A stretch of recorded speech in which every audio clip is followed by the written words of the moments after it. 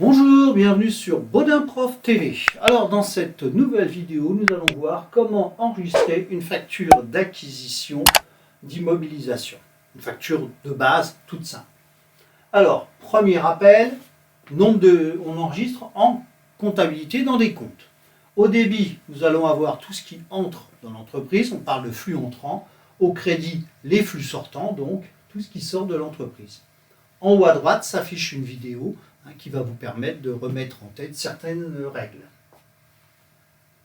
Maintenant, prenons une facture. Nous travaillons chez Yon Équitable.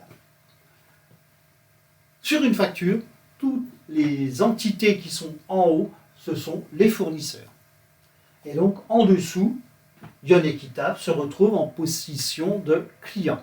Et quel est l'acte commercial que réalise un client? Il achète. Donc, on a acheté du matériel, du mobilier, on voit bureau, fauteuil, etc. Alors, décortiquons un petit peu cette facture. Nous avons déjà bureau, fauteuil, etc. Donc, on sait que ce sont des immobilisations. Ça va rester longtemps dans l'entreprise. Là aussi, en haut, s'affiche une vidéo qui vous parle un petit peu de ce qu'est une immobilisation. Et donc, en regardant le plan comptable, on se rend compte que le mobilier a un compte qui est le 2184. Que vaut réellement l'immobilisation? L'immobilisation, on voit bien, bureau, 3 900 €. Mais il y a une règle concernant les immobilisations, c'est qu'on enregistre pour le coût d'achat, c'est-à-dire le prix d'achat plus tous les frais accessoires liés à cet achat. Donc ici, la pose du mobilier sera inclus, le transport sera inclus. Ce qui veut dire qu'on va enregistrer dans le compte d'immobilisation pour 4 500 €. Alors, cette immobilisation va-t-elle entrer ou sortir? Est-ce que c'est un flux entrant qu'on mettra au débit ou un flux sortant qu'on mettra au crédit? Quand vous achetez quelque chose, ça rentre chez vous. Donc, on parle de flux entrant, ce qui veut dire que les 4 500 vont se retrouver au débit. Maintenant, traitons les 900 € de TVA. Alors, TVA, on sait qu'en comptabilité, on a des TVA déductibles, des TVA collectés. Sur les achats, ce sont des TVA déductibles, donc des 44,56. Et là, comme ce sont des IMO, on a un compte spécifique 44,56,2, TVA sur IMO. Alors, où placer la TVA? Au débit ou au crédit? La règle, c'est qu'elle se place du même côté de celui du compte sur lequel elle a été calculée. Si on regarde bien, les 900 € ont été calculés sur 4005.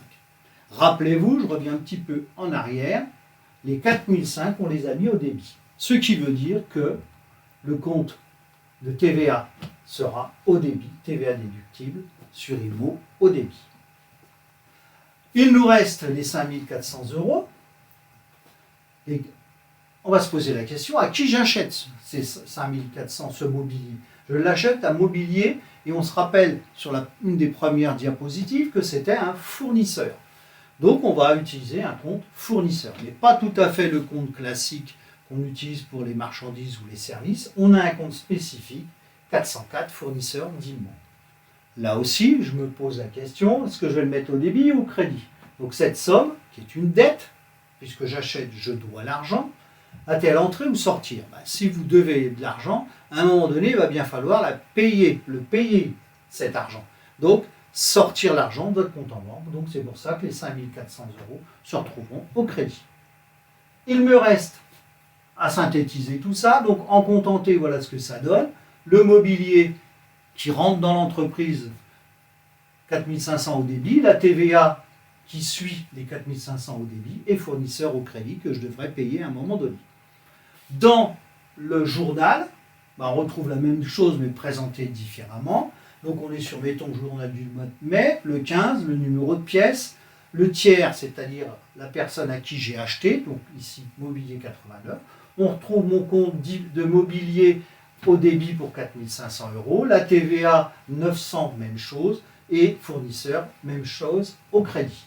Ce qui est important aussi à avoir en tête, c'est que en comptabilité, il faut que la partie soit équilibrée, partie double, débit égale crédit. Là, on voit bien, grâce au totaux réalisé en rouge, qu'on a bien débit égale crédit.